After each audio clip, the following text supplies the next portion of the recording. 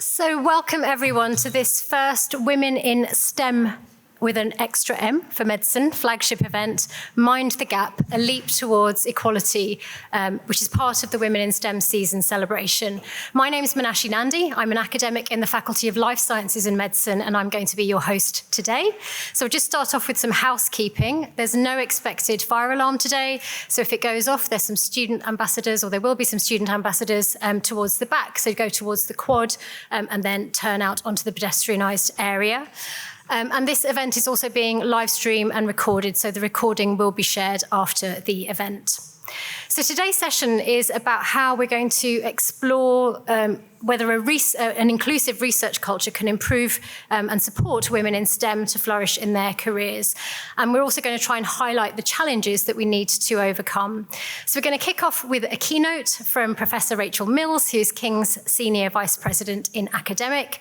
Rachel sponsors the King's Interdisciplinary Science Programme, the Campus Futures Programmes, and the King's Climate Sustainability, driving new interdisciplinary science initiatives, new ways of working across our estate, and climate action response through research, education, and operations.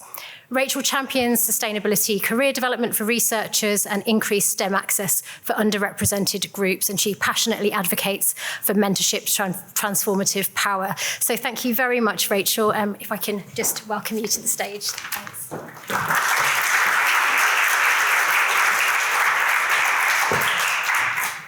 So thank you for inviting me to do this. It's a great pleasure to be here. And I'm just going to start with this slide here that reminds me to say that women remained underrepresented in STEM despite the great turnout today. So if we look at senior levels in the university and across the sector, we see underrepresentation of women. If we look at STEM subjects, we see underrepresentation of women, despite the fact that more than half of our medical students are women, more than half of our chemistry students are women. So we've got a great pipeline of women coming into the system, but something happens in that pipeline. Despite I've been saying this for most of my career, that pipeline is not turning into demonstrable equality of numbers at senior levels. And some other disciplines like physics and engineering, that pipeline isn't even open. That pipeline actually still at undergraduate level. We have some real systemic problems with the quality of access and entry to the disciplines. That's really what I wanted to start by saying, but hopefully I'll be a bit more cheerful later on. Today we're going to focus on research culture, because that is something we're all passionate about, and it's something that we're working really hard on here at King's. And I just wanted to start by what do I mean by research culture, because probably we all mean something slightly different. So I'm going to say I mean it's the environment in which research gets done. You'll find I've got very broad definitions of things. That's my definition of research culture. Hopefully Tim agrees with me. But we know that a poor research culture impacts research quality, reproducibility of data, confidence in science outputs, retention of talent, morale of groups. And we know that it leads to women leaving the organisation probably at faster rates than men. And we also know the converse is true. A great research culture leads to retention of talent and confidence in outputs. And that is what we want to achieve here at King's, is a great research culture in every pocket of our organisation. We know what good looks like when we experience it, and we need to ensure that happens everywhere.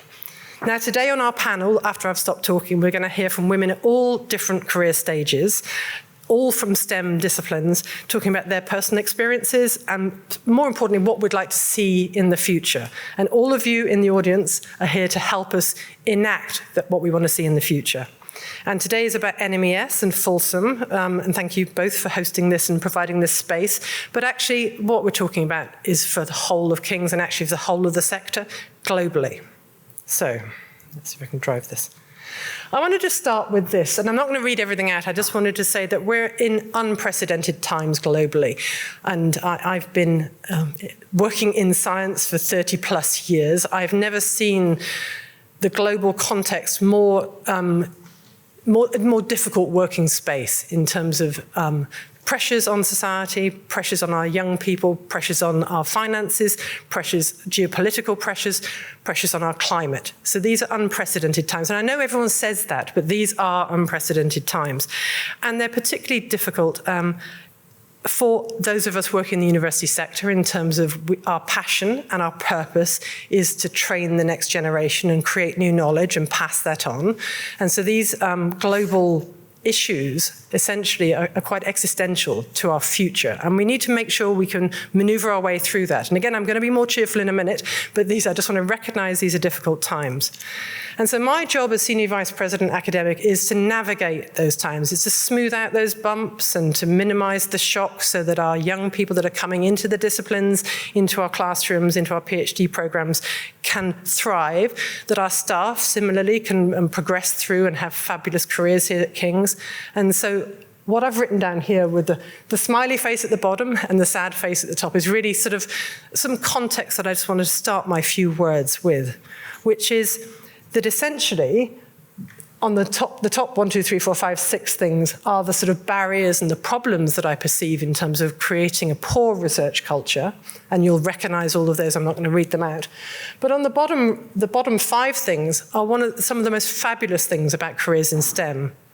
And I think we need to remember that science, medicine, engineering, technology careers are amazing things. It's a privilege to do this. We have enormous autonomy early on in our careers. We have a global network that's ready-made for us from the extraordinary institutions that we work for.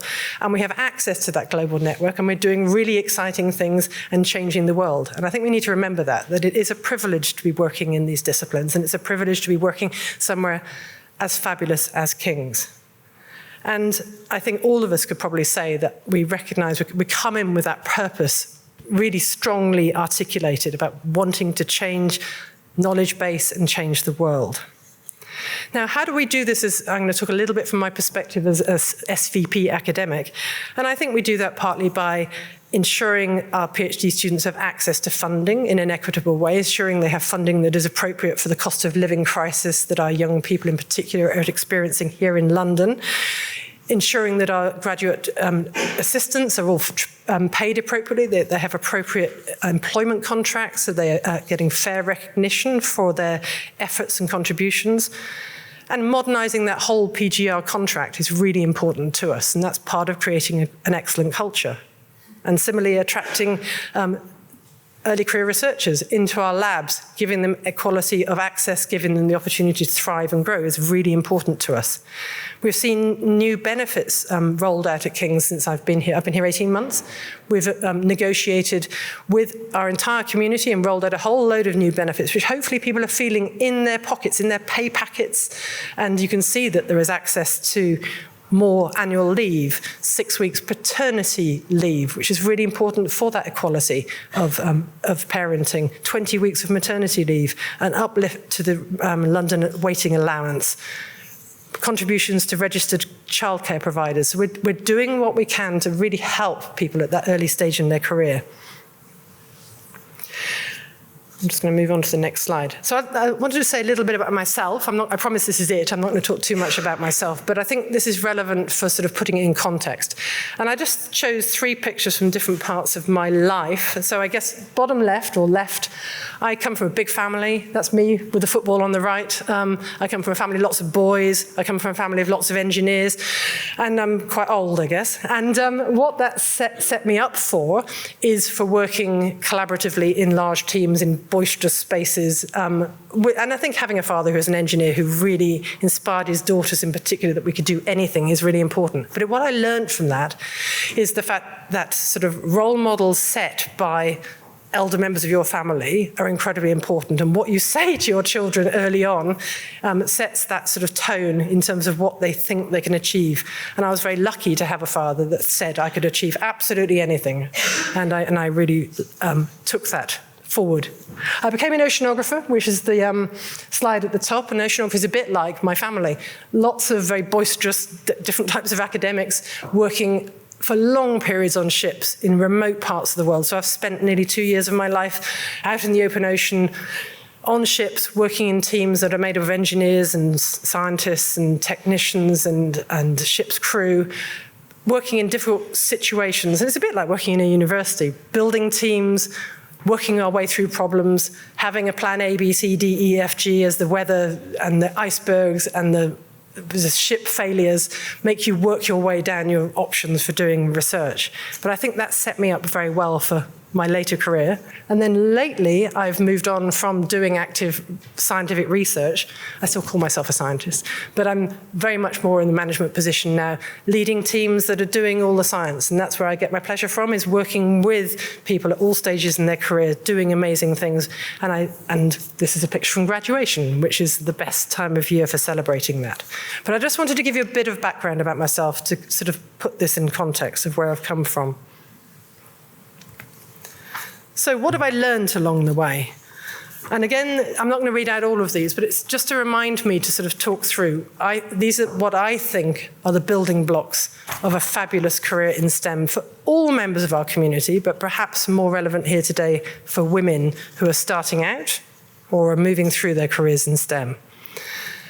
And I think it's about people. You can see everything on this list is largely about the people. And it's about connecting with the people. It's about paying forward with the people. It's about reaping in the rewards of paying forward. It's about connecting in different ways with people at all different stages in their career.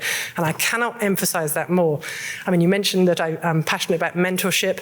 I'm really passionate about mentorship. I think it's probably the most important thing we can do as senior members of our community. And it was incredibly important to me on my progression through my career, was seeking out and finding mentors at different times. Now, you might notice on this list, I distinguish between get yourself a mentor and mentor others, number 8. You give, you take, you give, you take, and that's a really important part of that negotiation. And be your own coach and get yourself a coach. And I do think of those things as very, very different. Mentorship is, to me, about the long game, and it's about having those relationships with people that can see you through the bad times, the good times, ask those challenging questions, be there at the worst times, be there at the best times. I see coaching as something that's also really important, but is more about being match fit for whatever you're doing. It might be, I'm going to say, running that London Marathon. I got myself an online coach that got me through it. It might be about preparing for that job interview. It might be about preparing for that grant application. It might be about solving that specific problem. And I do think it's probably useful to think about 2 different types of support. And you probably need both. I've certainly needed both throughout my career. And again, you give, you take. And so I've learned to coach others because I think it's a really important part of building your team, building your community, working with whoever you're working around you. I think number 7 is really important. Again, this business of just being generous with your ideas, it pays back. It pays back in the long time, it pays back in the short time. And so being collaborative, building those networks and building those communities globally. From King's, we have an amazing springboard. People will open doors if you come from King's, and you can use that network. It's there for you when you come into the organization, and you can build on it through your personal contribution. I just wanted to say a little bit about changing the plan. We all do this. I mean, my career's been quite linear. I spent an awful lot of time at Southampton. But since then, I've tried out different things. And I think all of us can think about change. And it gets easier with practice. And so, again, I would say that changing tack is something all of us will need to do. That's those sort of single linear careers are probably over. All of us are going to move around between different sectors.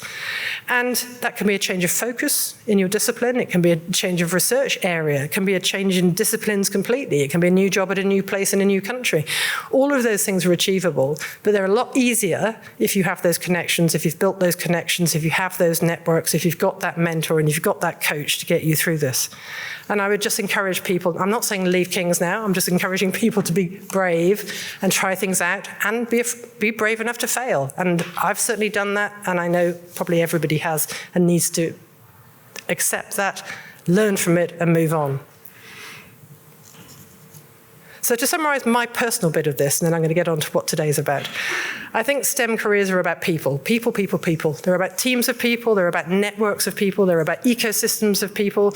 They're about working on the most important problem you can think of right now. And they're about learning from your mistakes and moving on and building that, I call it an ecosystem, that ecosystem of global scholars and scientists. So let's get on to a bit about King's then. What have we been doing as an organisation? Hopefully you'll know we have an Athena Swan Silver Award. We got that in 2021. We're really proud of that, and we're about halfway through And so we're currently the team are reviewing where we've got to around the action plan. And over here in the blue squares, you can see the action plan areas for that Athena Swan Award. Now, Athena Swan has broadened out significantly to lots of other protected characteristics since its original formulation of being around women and gender, but it's still, at its heart, is about women and gender. And you can see a lot of these things in these boxes are exactly what I've been talking about. It's about the people, it's about the connections, it's about having a data-informed approach to the progress you make. And that's important. I'm going to say a little bit more about research culture because that's, again, a big theme of what we're doing here at King's to improve equality of access and equity of progress through for our women and for all other minoritized members of our community. Now, again, I said I've talked about what I mean by research culture, and this slide has been specifically developed by the team. Again, I'm not going to read it out, but it's about focusing on our researchers so they can thrive. It's about valuing all contributions, and it's about articulating what we expect about good research practice. And what's very exciting is the Wellcome-funded Include project, which is literally about to kick off, I think, in the next few months. It's a 2-year project. It's got a great, I love this. Include stands for Inclusion as a Norm at King's, Leadership, Understanding the Issues, Developing Individuals, Enacting Change. That says it all. It's about inclusion and driving change. And so watch this space. This is a really important Wellcome-funded project that's actually for everybody at King's. It's not just for STEM members of our community, but obviously the vast majority of our early career researchers here at King's are in the STEM disciplines, and that's where we'll see a lot of the effort. But again, you can see in the boxes here the focus, the 5 different areas for that project.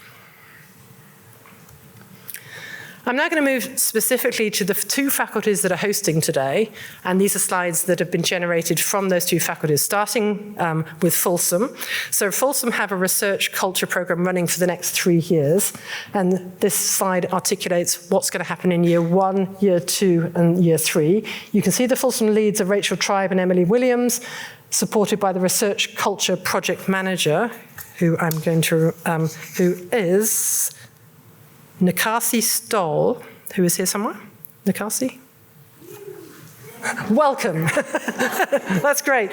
And so it's great to have appointments like this that can pull all this together. I'm guessing you probably put the slide together, thank you. And you can see that Folsom is focusing again on a lot of the same themes, empowering the research staff, ensuring there is career development as our researchers thrive, embedding those activities, and then most importantly, evaluating the impact of that intervention so we can measure the change and roll it out across the rest of the organization. And then for NMES, again, has a big research culture program, which I think Rachel Barron's going to be talking about today on the panel.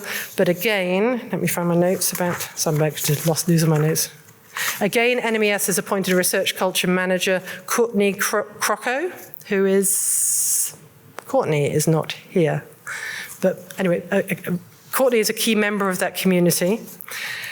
And you can see, again, I'm not going to read all this out, but you can see that the achievements so far have been about building the team, launching the graduate school, launching the research support hub, launching the research hub itself, and producing promotional videos. It's all about communication. It's all about putting those resources in a central place so that everybody can access those resources, use them, share them with each other. And again, I recommend that we don't just keep this in NMES, we share these resources across the organization. And part of what today's about is sharing between Folsom and NMES and then out to the rest of the organization. But what's probably more exciting are the future plans, which is about recruiting of new staff, PGR students. It's about engagement around research integrity. It's about training, and it's aligned to the Include program. So with that, that's all I wanted to say about the activity. Hopefully you get a feel for the energy and the enthusiasm here at King's from the 2 faculties that are hosting today for really making a change. We're now going to move on to our panel discussion, and where we're going to hear from a wider variety of voices about research culture and change.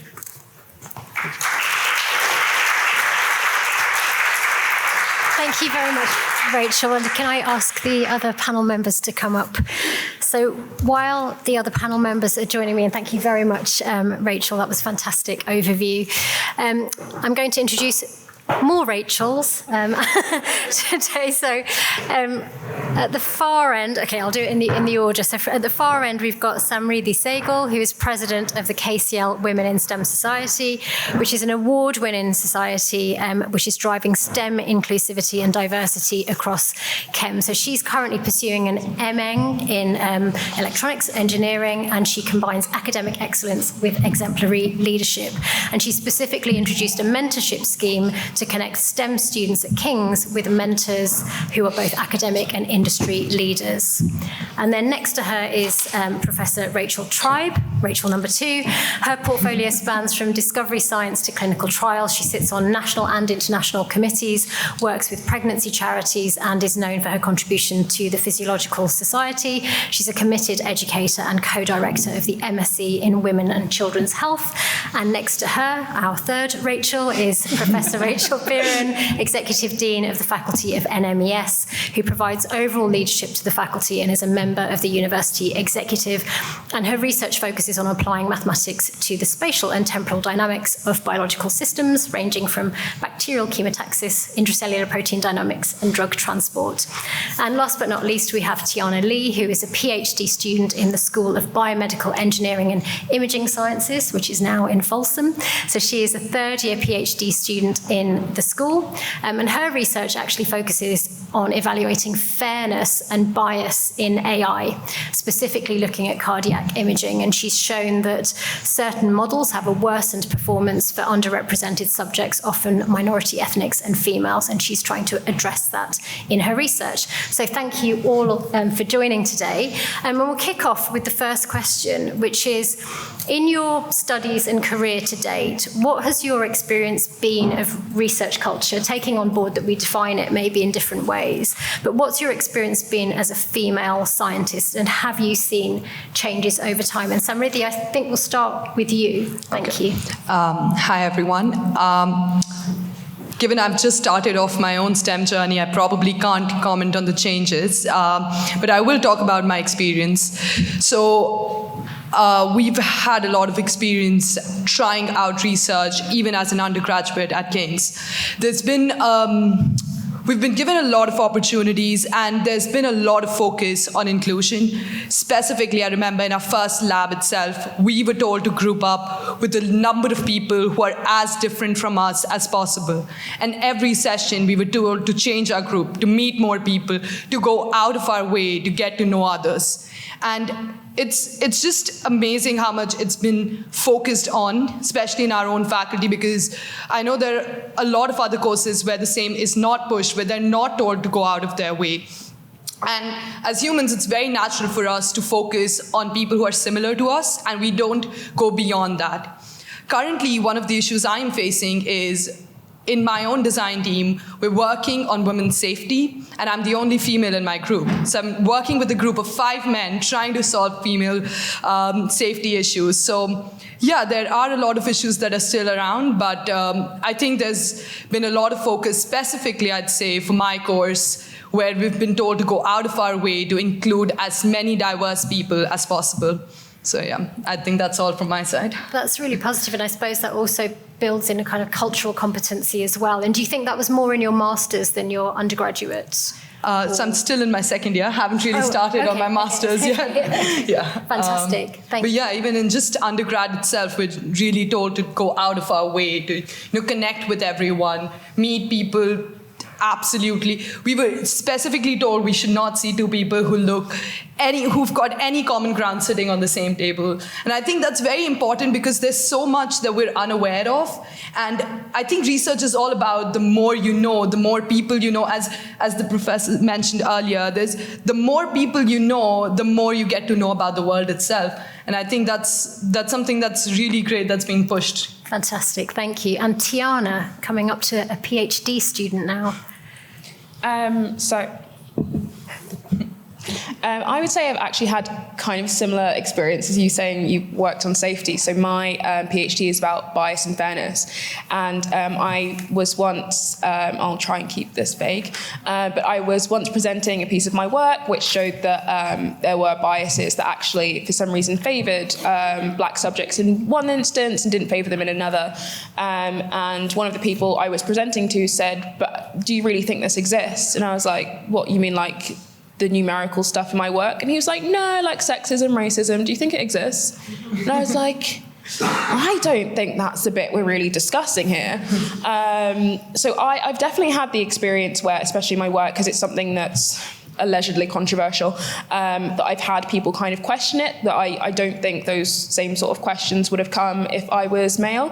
But I guess one of the really positive changes that I've seen, so I did my undergrad in biomedical engineering in the same department of biomedical engineering, and then I did my master's in biomedical engineering in the department of biomedical engineering. You can see where this is going. I'm doing my PhD also in biomedical engineering, and it's one of the few engineering kind of areas where it's majority female. And so I've seen like a big push towards including more EDI, equality, diversity, inclusion, just in general, and they try and integrate that into all of the modules. So kind of a similar thing as you. So I definitely think the students' experience has improved compared to mine. But as you go higher up in academia, the number of women fall off, the number of kind of minorities fall off. And so I found that as much as kind of we're pushing that in the undergraduate levels, it would be nice to see that sort of same push more in sort of the higher levels, because I think those same sorts of attitudes still exist. Thank you. Rachel Tribe. Okay. The first Rachel is up.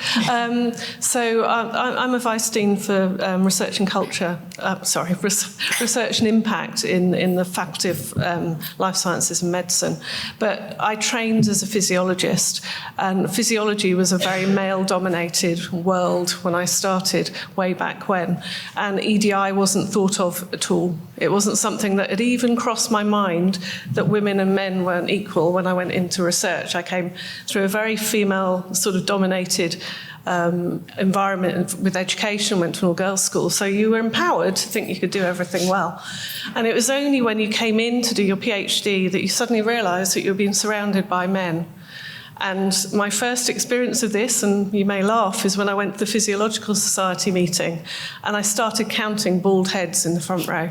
And then I started counting men. And then I realised there were very few women in the audience. And so I took it upon myself, working with the Physiological Society, to actually try and do something about that. And we introduced a lot of initiatives. In terms of research culture, I think it has changed. I think it was very difficult when I started. I had a female boss, which was fantastic, but we were both fighting to move forward.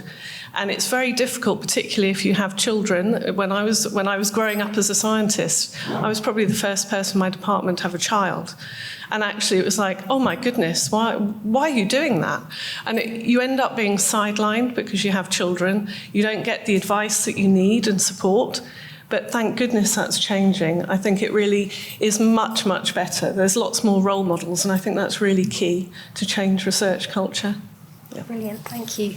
Rachel number 2, Rachel Beerin, please. Thank you. So research culture, one of the things that I think has really changed is the openness there is about discussing the importance of diversity and inclusion, and the real evidence base of how having a diverse group of people making decisions makes better decisions, gets better science done, and there's discussion and there's evidence for this, and I think that's been a real shift and change. I really enjoy working with very diverse people, diverse topics. So I'm a mathematician by training, but interact and collaborate with all sorts of people, from clinicians and experimentalists. And I love that richness of interactions that I have opportunity for. In terms of how things have changed, so when I look back to when I was a PhD student, I loved the different people I met as a PhD student. It was very international, and I enjoyed that a lot. It wasn't explicit about diversity being important, but it was something that was really important to me, to have these really interesting people from all over the world. One of the things that I think has got harder, though, over time is the increased expectations for particularly early career staff. So when I was a PhD student, we kind of turned up to the office about 9:30. Then it was 11 o'clock was coffee time. So we always had to have coffee with the other students and chat with those and chat with the members of staff. And that would probably go until, well, if there was lots to discuss, that was till about 12. And then it was lunchtime at 1. So then we'd have to have chat and talk to people at lunchtime. And tea is always at 4. So there was a lot more time for interactions. And that was really important to the research culture, those interactions, those supporting one another. And I think we need to be aware of that importance of informal interactions and well-being. And I think some of the challenges now is there is a lot of pressure. And it's really important that we talk about the well-being and identifying what's important to us, what do we really want to do, what really excites us, and being able to kind of focus our time and use our time in a quality way and be supported by our peers and others around us. Thank you very much. Do you think that sense of those informal interactions, how has COVID changed that, or has it changed it in your department? So I think COVID was a time, during COVID, I think PhD students and early career researchers, some who moved countries during COVID, was incredibly hard time. And now, that sort of post-COVID, I think it's great, some of the new ways of working. I wouldn't be at King's if it wasn't new ways of working. I commute on 4 days, and I can do 4 days, but 5 days would have been a bit much to be away from the family. So I think there's some really good things that we've learned from COVID as to how we can work more flexibly and more inclusively. But I think we've all learned how important people contact is, and we need to work out ways to make those people-to-people contact really valuable, and make sure that particularly our, early career staff and PhD students have those opportunities, and we support them making those opportunities. Thank you. And last but not least, Rachel Mills. Well, I want to build on what Rachel just said. I mean, she's absolutely right. That flexibility that we can now offer as part of when we're trying to recruit people is really important, and we wouldn't have got Rachel to come here if we weren't able to have that flexibility. And I think thank you for reminding me of that. But I think I'll go back to my oceanography example. So when I used to go to sea in the late 80s, let's say, I'd be the only woman on a ship, and the culture was appalling. The culture was a lot of alcohol.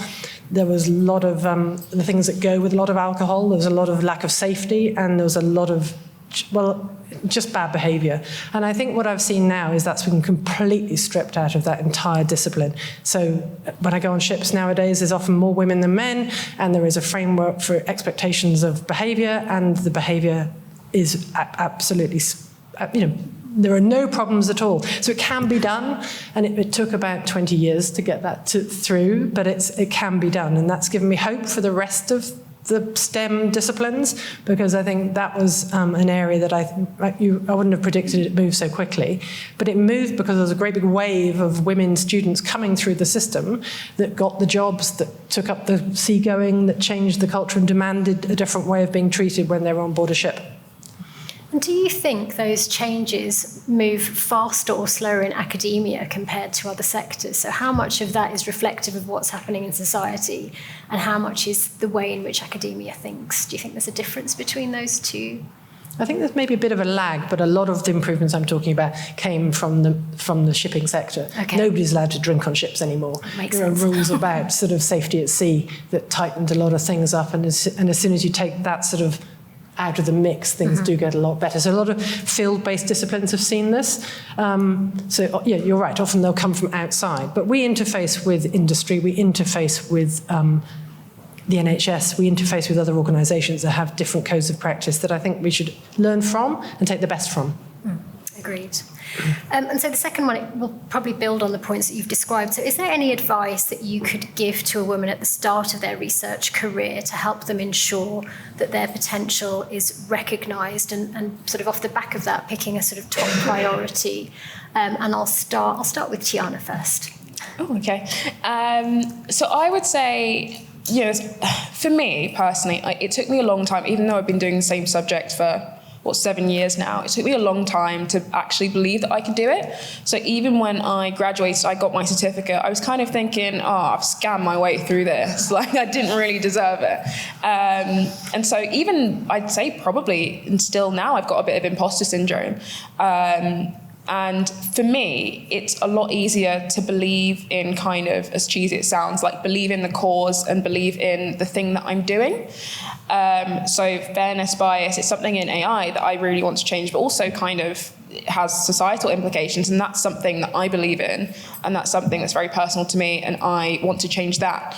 And kind of over time, I came to believe that I was maybe not the best person to change it, but I'm a pretty good person to try and change it.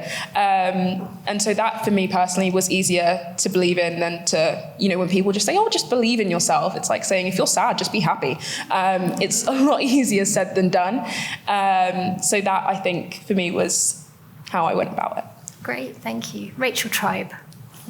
So I think for people starting out, I think one of the things I'd recommend is that you know yourself, you stay true to yourself, and you have a strong feeling of integrity and know what you want to do. But I think on a practical level, starting out on a career, you really need to know where you're going and where you're heading. And it's easy to get distracted, and it's easy to be given jobs and things to do that really aren't going to help your career. And so it goes hand in hand with having a strong mentor and coaching. But I think for young researchers, you really need to be focusing on your CV. You need to be thinking about papers and your research. And I see it in my own group that people get very excited about other stuff, but they're not getting that steer to say that's what you need to do to get to the next stage, I think. Mm-hmm. And do you think that's the main message that you'd give in terms of a priority to focus on that? Or do you think actually there's a potential for culture change where doing a more diverse, well-rounded kind of role can actually progress you? I mean, obviously, being well-rounded is fantastic, and obviously you've got to work with people, you've got to be kind, you've got to create your networks and get a peer support group to help you get through, which is really, really important. Yeah. But I think as women, it's easy to not get that, be as focused to get on, and I think that can stop you at those sort of transition points as well. Thank you. Yeah. Samriddhi. Yeah, so I'll say I have got two things to say. And as someone who's just started off her own journey, there are two very important things that you can do to, just start off. First up is do curve. It's, I think, one of the best opportunities that King's gives us. You can step into the world, you can get a few months of experience, you can see if this is actually what you want to do, and you can do it as an undergrad. For me personally as well, I feel like it's a perfect opportunity for me to realize whether research is something I want to continue going further. And the second one would be mentorship. There is so much you can learn from your mentors. There's so much that we're unaware of, especially when we're starting off. And just having the right mentor, or just having any mentor, gives you so many insights, and you get to learn so much more about just what research looks like, what it's like going over there. So yeah, I think two things from my side, mentorship and curve, absolutely crucial for starting off. Fantastic, thank you. Rachel Biren. I'll follow on the mentorship. I think don't be afraid to ask for advice from people who you respect, who you're interested in. Look around you, get a mixture of different people's views, and some people will give advice that isn't right for you. That's okay, but do ask. And I think nobody will sort of say, "Oh, I don't have time to talk with you. I'm not interested." But seek out support, seek out advice. People who are going to encourage you, and also don't worry too much about trying something out if you're not sure that it's going to work out. If it doesn't work out, well, it doesn't work out, and you can move on. So I think, as a generalisation, women maybe are sometimes more afraid of taking risks because someone might not like it or it might fail. But what's the worst that can happen? It might fail. Well, try it anyway. So yeah, taking some risks and asking advice. Great, thank you. And Rachel Mills. I'll build on that, and I guess I took me a long time to learn this trick, but we have a ready-made network through the people that cite us, the people that review our proposals, and the people that show any interest in us when we go to conferences. Grab those people, contact them, and build that network. And I just hadn't clocked that, but you can work out who has cited your paper. If they've bothered to actually cite you, they've probably read it, and they're probably interested in what you're doing. So tracking and tracing your impact of your publications or your conference proceedings, through. And it's a lot easier to do nowadays than it was when I was starting out in terms of using the sort of the methods that come through the journals, and contact those people, because I think I love it when people get in touch with me and say, I've read your paper, or I'm interested in this. And I think we just don't do enough of that. And so I'd encourage everybody just to track down those individuals that have been interested in you in any way or form. Fantastic. So we've got believing in the cause, the importance of mentorship, building networks. I'm now forgetting all of them. I shouldn't have entered into this. Somebody, could you remind? The CUF projects that are there. The projects, and then Rachel, you're also mentoring and advice and around that. Thank you so much. So sort of building on that, at King's, what can a university like King's do to better support women in science? Because building networks, etc., that's sound advice, but you talked earlier, Rachel, about the fact that the career progression, the pathway, the lack of funding, changes in life that mean that may be a hard thing to do. How can King's support women in science, and what should be the top priority? So actually, Rachel, I'll start with you. Yes, Rachel Mills. And again, I've worked at three different universities now where I've managed to instigate some change. So a lot of it is about the promotion criteria. So if you think about the promotion criteria in the old days, they used to be much written about how much money have you generated, how many papers have you written, and what's your H index. And I think we need to move beyond that, and we've moved an enormous amount beyond that in terms of there are elements of the criteria that absolutely around your other types of contribution, whether that is your education contribution, your leadership contribution, your contribution to service of society. So that's really important, is to have different descriptors of expectations that are broader than one very specific dimension. And then coach and mentor and help women express their CVs against those criteria. And again, some people, and I'm not going to say it's men versus women, but some people need more help to be able to articulate how they meet those criteria. So essentially coaching sessions with groups of people to demonstrate that sort of role model thing. This is how I articulated how I met that criterion, and helping people just build that narrative that goes with a good, successful promotion application. So it's demystifying it and coaching people to demonstrate how they fit those criteria. Just interestingly on that, sometimes when we have the rounds of the previously promoted individuals coming around and supporting us, often they don't know what it was on their promotion form that led to their promotion. So how can we sort of get a 360 on that? Is there any effort to do that?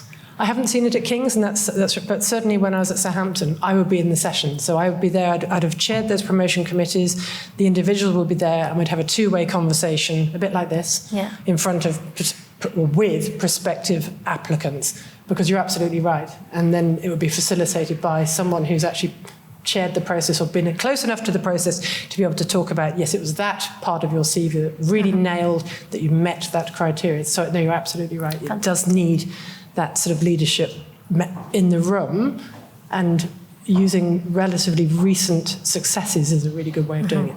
Great, thank you. I'll take that as an action. There we go. Samriddhi, I'm going to come to you with this. So what can King's do to better support women in science who are obviously at an undergraduate level now? I would say one thing that I would really, really love to have is a buddy scheme. A lot of us are just unaware of what's going on, of what the opportunities are. I went out of my way. I joined 10 societies related to my course simply so I could find one senior, anyone out there doing the same thing as me. I spent hours sitting in the quads, just waiting for one senior to turn up, just so I could ask them, what's it like? What's it like studying here? What's it like just being a student here? And almost 2 years in, I still haven't met a single female senior in my own course. And I still sit there every day, and I still wait to meet one of them. I know loads and loads of senior guys in my course, not a single girl. And I just feel if there was a buddy scheme just at the very beginning, there's so much especially because I'm also an international student. I landed, and 2 days later I was at King's, and I was like, there's so much changing around me. And then university just being such a huge shift from school. And then I just felt like there was no one over there telling me, you're just doing all right, everyone kind of struggles the same. And then not even being able to find a senior female in my exact same course who's been through the same journey. I feel like that's something that can definitely be developed, and just getting such a scheme in would make it so much easier. And as it moves forward, of course, as a first year, even a second year or third year is very helpful, but as it moves forward, possibly getting PhD students to become buddies with like a second or a third year student, just so they can understand more about research, because I feel like a lot of times you have to go out of your way to know more about research. Like, I feel like industry information's more available than research. So I think that's definitely something that can be implemented, which would be very beneficial for everyone. That's a really good, I think it's sometimes tried and in part, but actually formalising that, both sets of students could get an awful lot out of it. So that's a great idea. Rachel Beeran. So I think one thing that King's could perhaps look at doing more of is seeing how we evidence-base it. So as STEM, we do our research, we put forward our evidence for our hypothesis. And I think in the area of closing the gap, which is what we're talking about, and making things better for women in King's, how can we do that in an evidence-based way? So if we want to introduce some initiative or some idea, what outcomes do we want to test, so that we can kind of sort of prioritise our activities, but also make sure that we have the evidence to present to the wider community who maybe are sceptical about some of the ideas. So I think that would be I'd be quite interested in exploring that more. Great. Rachel, Tribe. So obviously, I think mentoring and networking are probably key, and to facilitate that the best we can at King's is important. And for example, in our faculty, we are really interested in trying to understand how people pursue their careers and at what points they have difficulty in pursuing their careers. What are the transition points? What are the barriers? And I think if thinking about women in particular, what we want to do is really understand at those points where they're more likely to be lost from the pipeline, what we can do for them. Mm-hmm. And I like your point about encouraging undergraduates to go into PhDs, and that's a really important transition point. You have PhDs completing their PhDs and going into postdocs. We lose an awful lot of women at that point. And why is that? Is that about job security, how difficult it is to get your own grant, all of that? So maybe we need to be focusing what we can do at that transition point. And also I think when we have more, as women go through their careers, they may or may not choose to have children, but if they have children, it's a really risky time when they come back. When I had maternity leave, it was 16 weeks, so it wasn't actually very long. It came with its own challenges coming back. But actually now women are out for a year, and they come back and they're expected to just come straight back into work and to go on that upward trajectory, and actually it's very difficult for them. So I think we should be thinking about how we can smooth that transition point a little bit as well. And specifically for both of you, what does that look like? Is that funding that's kind of set aside? Is that how do we support these people? Because of course you're right, we need to look at these, and the pipeline's there, and as you say, the data's there to support it. But what type of thing? I know I'm now putting you on the spot, aren't I? But in an ideal world, what would have helped you both at pinch points in your career? So thinking about the transition when you come back from maternity leave as an example, I think that we acknowledge it's difficult, and that we encourage people's line managers to actually sit down and think about what those barriers are. Quite often you come back and you haven't got time to think, let alone overcome those barriers by being sensible. So I think giving time to that conversation is important.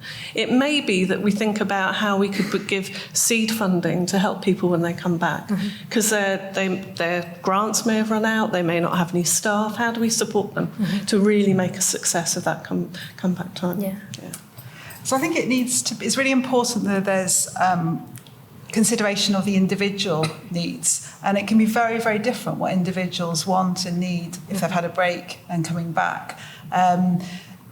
so I think a sort of blanket one-size-fits-all is quite risky. Certainly, this idea of seed funding, that could be great, but it's working with those individuals to really support and ensure everyone thrives. Whether it be being able to have some flexibility or being able to keep in touch. So what's right for the individual. And as you both said, sort of having those conversations earlier, planning and well in advance, I think. And that sort of openness, I certainly encountered people who, I didn't want to burden you or worry you. And I'm like, no, I'd love the opportunity. So it's that, not making assumptions about people. That's a really good point. And Tiana, last but not least. I really hope my supervisor won't mind me telling this story. Better to ask for forgiveness. So when I first started, I'm using a data set that's from the UK, and he said, we might need some more data, maybe we should look to the US. And my first thought was, we won't be able to combine them because over here we've got labels that say Black African, Black Caribbean, and in America, they're just African American. And take me, for example, my family's from Jamaica. I'm neither African nor American. It doesn't make any sense. And he said, I've never thought of that. And it's because he's a middle-aged white man. And it just never occurred to him because it was just never something he thought about because that's not his lived experience. So I think in terms of the reason why I tell the story is because it's not just about Kings hiring people and keeping people on for diversity. That diversity means that people think differently and they come up with different ideas, and there's a diversity of thought that kind of helps everyone. I think, what was the phrase, rising tides raise all boats, something like that. So I think it's not just about hiring, which I'll leave to you, Rachel, but it's about student bodies, societies, getting more women on these sort of panels in these spaces, and it's people like women of colour, trans women, queer women.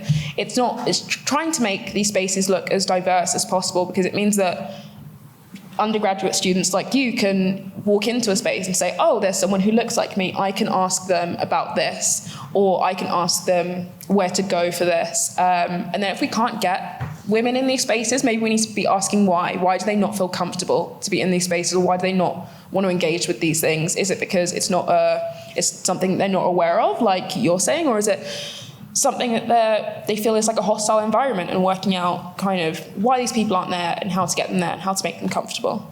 Yeah, that's a brilliant point to end on. More diversity is better for everyone. And I think specifically for NMES and Folsom, that research needs to be valid. That research needs to be translatable and useful. And if the underpinning research ideas have got a gap because there isn't enough diversity in creating that hypothesis, then everyone suffers as a result. So that's a really lovely point to end on. So I'm bringing this session of me asking questions to a close, but we do have a few minutes if anyone in the audience has got questions. I think there's roving mics and someone will tell me. There we go, we've got someone at the back. Oh, sorry, we'll come to you in a minute. Okay. Is it even on? All right, cool. Okay, so for Rachel Tribe, I just want to let you know a testimonial that so my name's Melissa, I'm a PhD student and I'm under physics, and I had a baby during my PhD, and honestly, Kings have been the best support, everyone within physics or even within because my PhD is a bypass, and they helped me with funding, and I'm still here today, ready to submit in October. So honestly, the maternal leave within my PhD has been the greatest. I only took 3 months. I could have taken the year, but I just took 3 months to get back in. Okay, so my question is, it's more for the Rachel Cube, where basically I am now, don't want to go into industry, and I'm set to go ahead and go into research.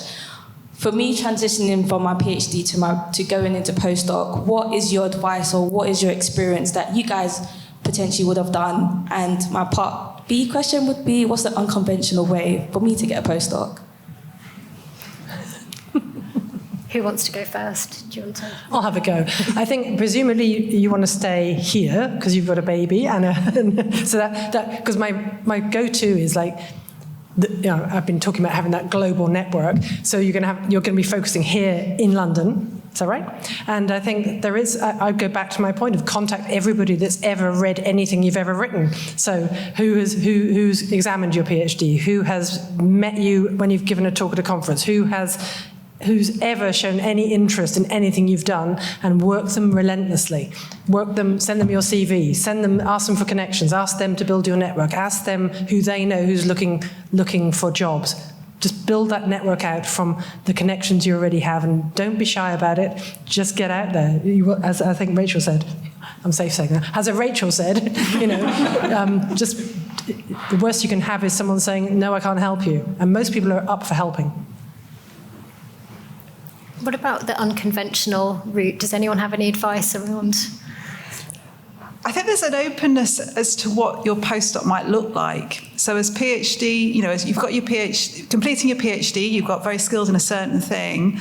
The skills you learn as part of a PhD will be quite broad in terms of what you might be interested in doing as a postdoc. So I think being open-minded. So I have recently had a postdoc who had been straight doing, hardcore mathematics and computer modelling of fluids in a box, and is spending a day a week in a tissue engineering lab, doing something very, very different and doing brilliantly. So I think being open-minded as well, just to add one extra thing as to what might be possible, is a good way forward. And then get cracking on those papers.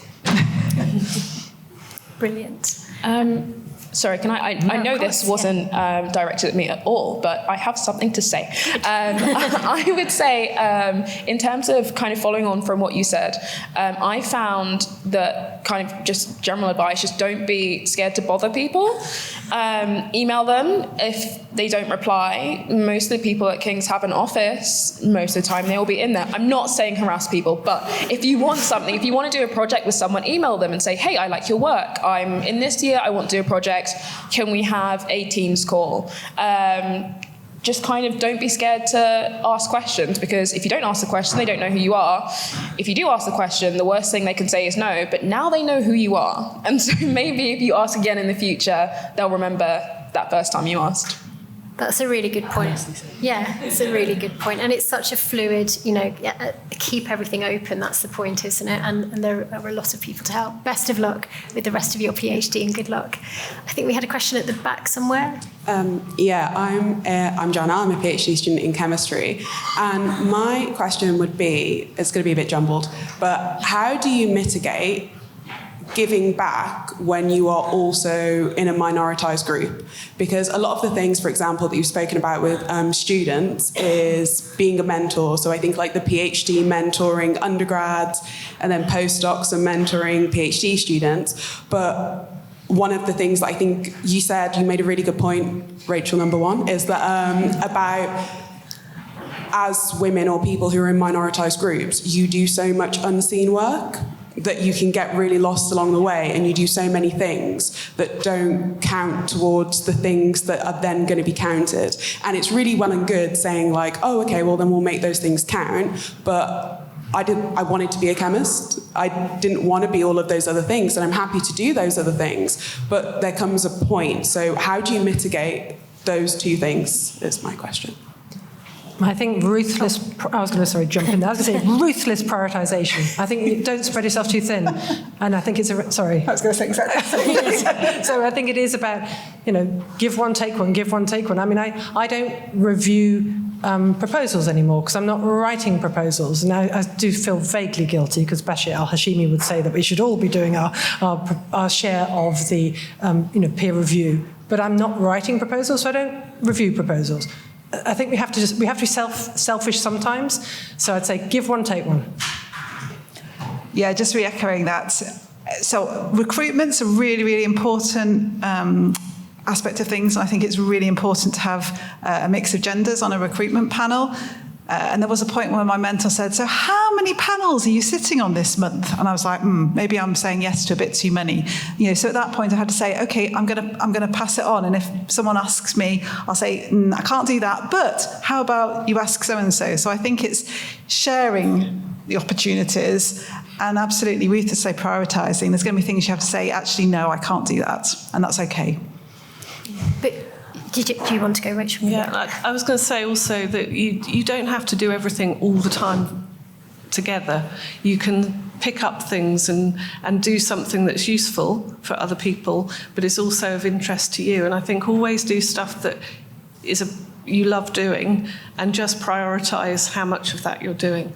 But all this stuff around the edge develops you as a person, and it can open up opportunities to you that you can't even predict going forward. So don't say no to everything, but follow your interests, I would say, when you pick what you're going to do. Do you think that's something that could benefit from a mentor? I'll come to you in a second. But do you think that's something where a mentor could help? Because potentially you feel like you have to say yes to everything. Is that what you're sort of implying, or? I guess I meant more on like an institutional level, because I think like the advice I got, for example, like from my own advice, right? I'm a black woman, I'm sure me and Tiana have spoken about this many times. People say prioritise things, so I say I'm not going to do it anymore, and then it doesn't get done. Because I was the black woman for a while in the department. So I think when you have a lot of these things that rely on voluntary work, there is a bit of a moral obligation of that you prioritise things because those are the things that helped you, right? But then if you say no, then it doesn't get done, and that's a whole generation that then don't have it. So I'm saying, I guess, as an institutional level, like, how do you mitigate that when you are planning these things? Can I have a go at that? Because I know you want to come in. So I was the only female member of staff in my oceanography department for 10 years when I first got there. I persuaded one of my male colleagues to lead the predecessor of the Athena Swan work. And I think so it is about sharing that responsibility for championing all sorts of diversity issues with everybody in the community. And so I think it is about a broader conversation with the leadership of whatever, the department, the school, the faculty, to ensure that we share those things around. Because I think there are people in the room that would pick that up. There are allies in our community, and they have to stand up and be part of that research culture change. So you're absolutely right to call that out, but I think we have to all work to ensure that it isn't just the individual picking everything up. Yeah, so I know for context, Janelle is my friend and flatmate, so we have talked about this before. When she says we've talked about it in our kitchen. I also do a lot of panels. I'm on like this EDI panel and that EDI panel, and I'm student rep for my school, and I do this and I do that.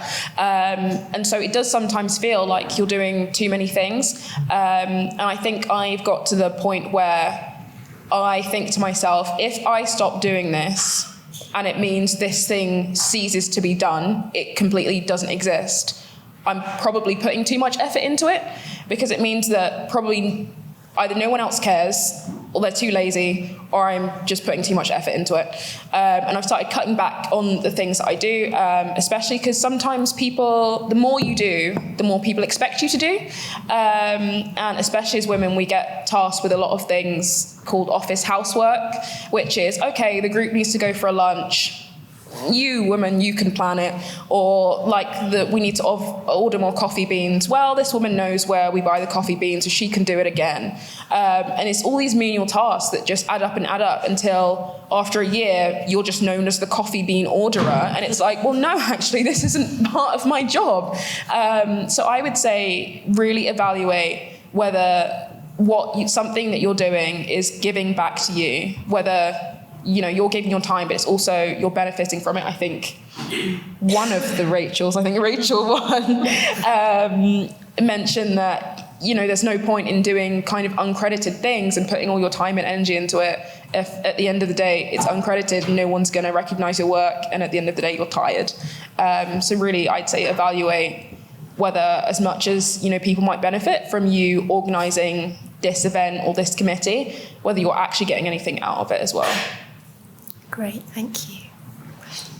So we have a few questions from our online attendees. Okay. The first one says, King's own Rosalind Franklin was denied a Nobel Prize due to horrendous misogyny in the research culture of the 1960s. What can we do to help right this historical wrong? I'm not answering that. Was that the King's wasn't awarded a Nobel Prize because of King's Rosalind Franklin. Rosalind Franklin. So Rosalind Franklin was not awarded a Nobel Prize. What can we do to right the wrong? Yes, I guess that's what it's referring to. Okay, Yeah. so I think we can continue to celebrate her contributions.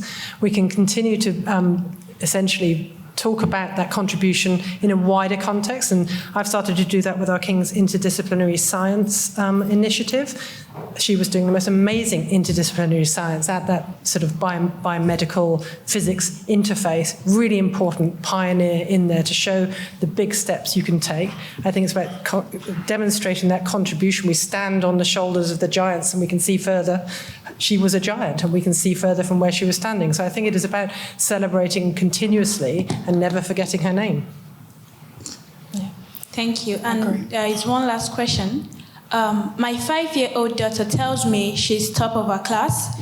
Should she be allowed to skip year 2 and wants to be a dentist, teacher, and ballerina all at the same time when she grows up? Any tips on how I might help her channel this confidence as a father? Well, I have to say that at 5, I was quite convinced that I was going to be a maths professor and an airline pilot and a top ballerina too. So that was my plan. So yeah, I say go for it. Tell her to go for it.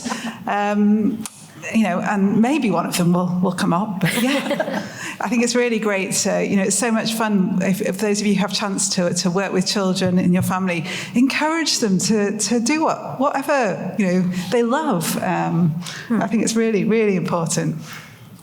You can tell her that my dentist actually does dance quite a lot when I go there, and she does teach me a bit too. So you can do all 3. It's not beyond reach. Brilliant. Lady at front. Hi, thank you all so much for your time and sharing your wisdom with us today. My question is a little bit twofold. One is maybe more on the personal side. How do you guys deal with people, hopefully everyone in this room would be an ally, but how do you deal with people outside of this space who are not necessarily women empowering women, or just people who don't really understand why that's something that needs to be done, or why it's something that needs to be focused on, or why a woman or a person of color or minority might have a different experience? How do you deal with people who come up with that? And then that's the first part. And the second part is just how can King's as an institution help in that space as well? That's such an important question. Are we preaching to the converted? Who wants to take this on?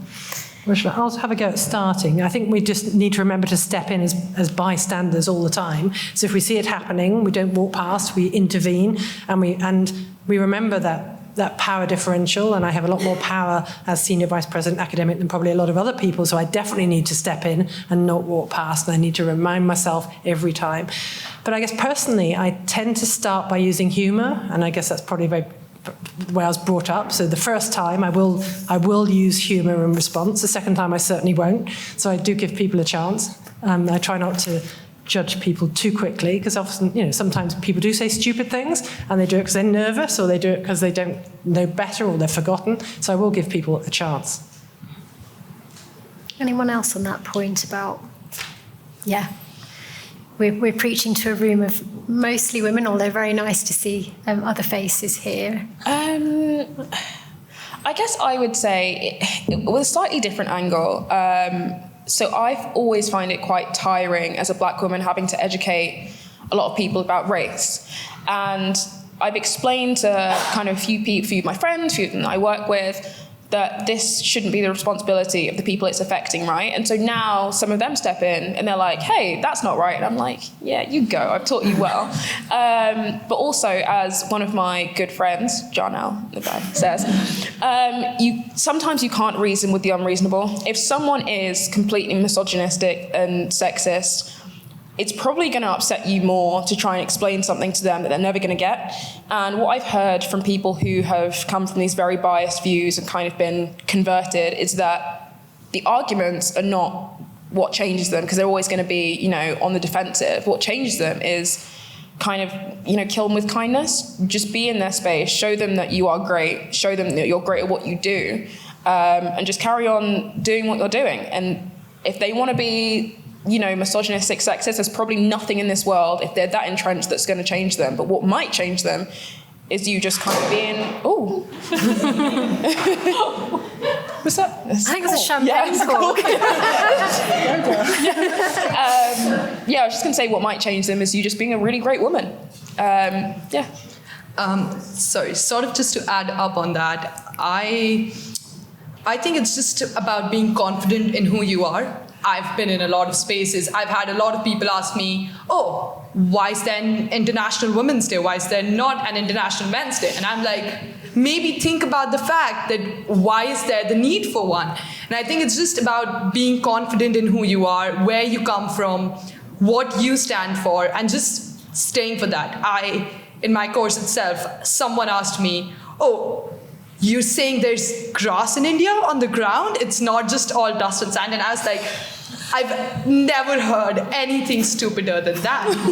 And yeah, I still don't know if he was simply unaware or he just had that perspective. So I think it's just at times you need to push and let people know about who you are, what you stand for, and irrespective of what they give to you, being absolutely confident in your own self. I mean, for me personally, since I was a kid, I was just told to be absolutely confident in what I did. And I've reached that point where I just don't care what the person in front of me is trying to do to show me I'm inferior, because I've reached that point where I know exactly what I stand for and how confident I am in what I believe in. And I think sometimes it's just important to show it to the other person as well. I think one further point is, which I think these are amazing people around the panel, but I think there is a place for training, and I think if we think of the population out there, of kings, there are fantastic ambassadors for equality who can knock the socks off and be amazing role models and do amazing things. There is probably a certain number of people who it's just not worth, fighting and your time.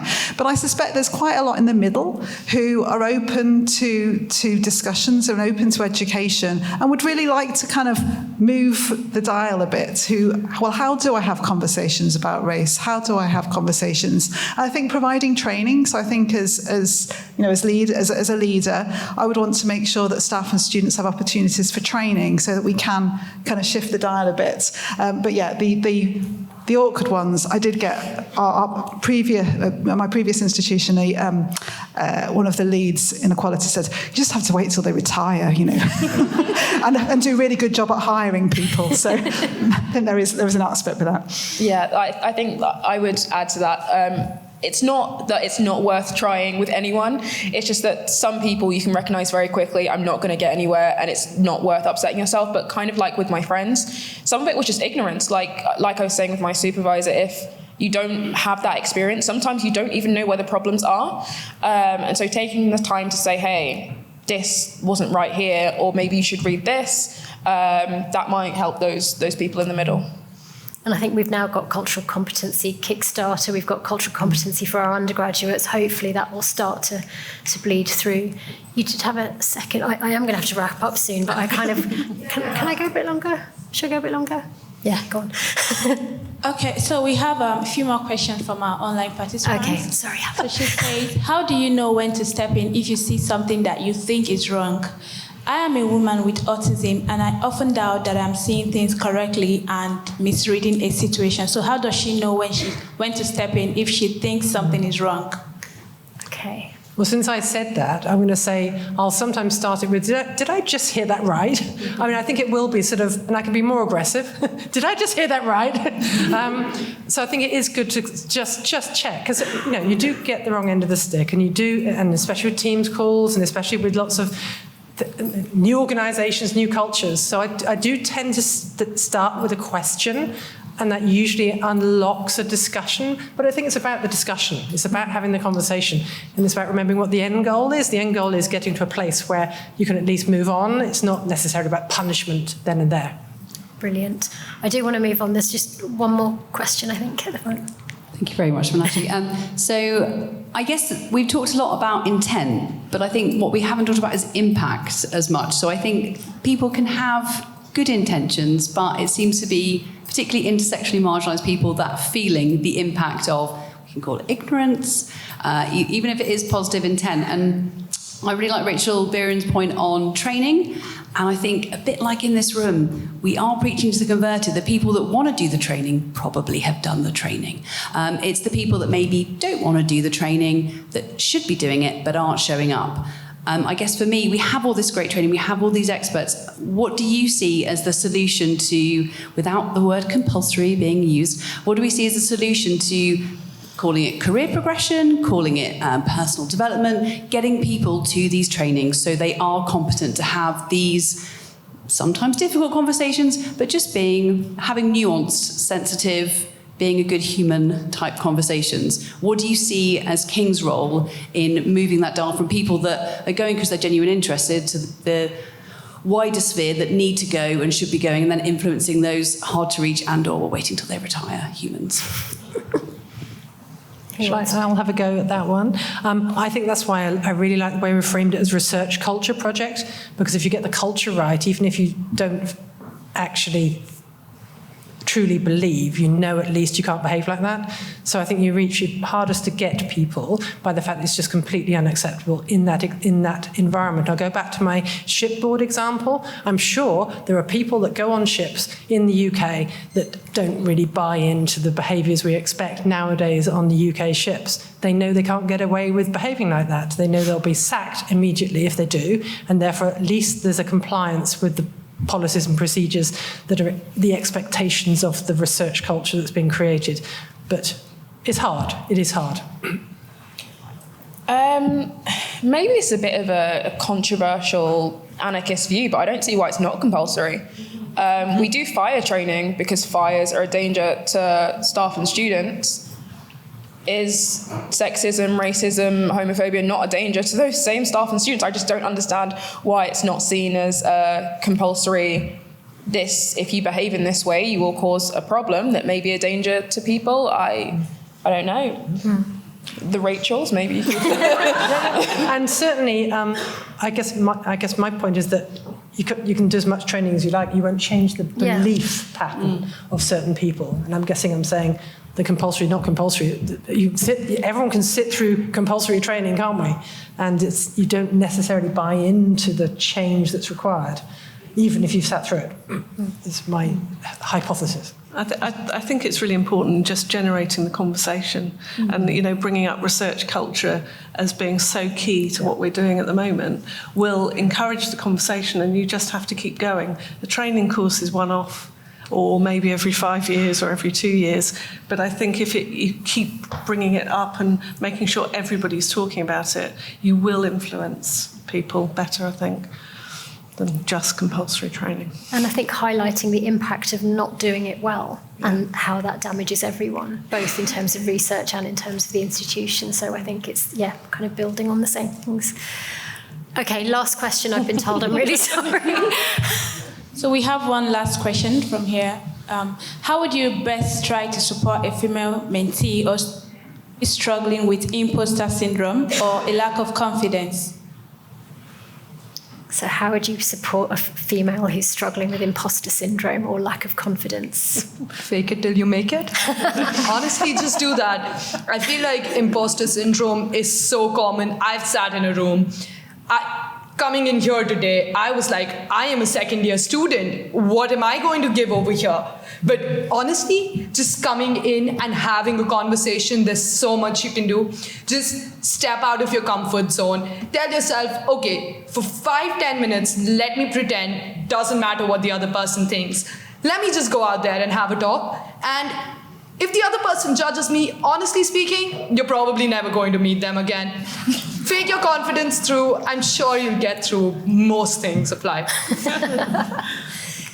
Who here has had imposter syndrome or has imposter syndrome? Yeah, there we go.